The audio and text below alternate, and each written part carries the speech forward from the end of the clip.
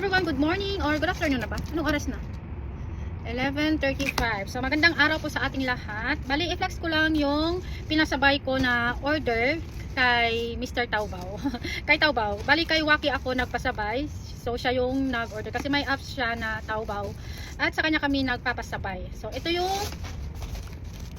para sa aking anak kasi mahilig siyang mag-cross stitch. Mahilig siyang cross stitch tuloy yung nabanggit ko. Mahilig siyang mag-ganchilyo. Bali natuto lang siya sa YT kaya binilhan ko siya ng isang set na kompleto na to, may mga tools na rin siya tapos may 5 yarn. Bali kompleto na ito, may mga gagamitin na rin siyang ito. Tapos basta marami itong marami siyang yung mga ganito. Ayan. Tapos may bag na rin. Yun ang kinagandahan. Tapos yung isa pa ay itong bag kasi may pagbibigyan ako nito. Maganda siya. Bali tinanggal ko na kasi yung yung mga plastic niya sa loob. So ito yung kanyang itsura sa loob.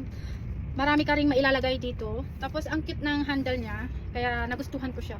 Simple pero maganda.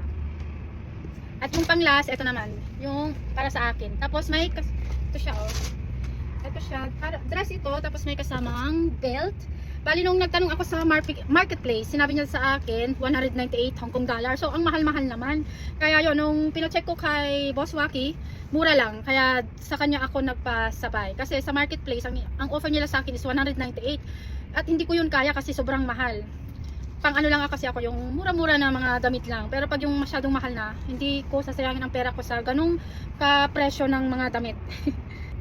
So ayan, yung mga gustong magpasabay, bali i-follow at i-message nyo lang po si T8 sa Hong Kong at kayo na po ang bahalang makipag-transact sa kanya sa mga orders nyo. Bali, screenshot lang po yung mga items na gusto nyo at siya na po at isend nyo po sa kanya at siya na po ang bahala na maghanap ng mas mura sa mga gusto nyong ipapa-order. Pero syempre, bago niya po i-order yung ating mga pinapasabay, kailangan po nating magbayad muna. Bali, isend lang po natin yung bayad sa kanyang Alipay kasi hindi naman po niya may order yon kung wala siyang pangbayad sa mga order natin. Kaya pay first before order.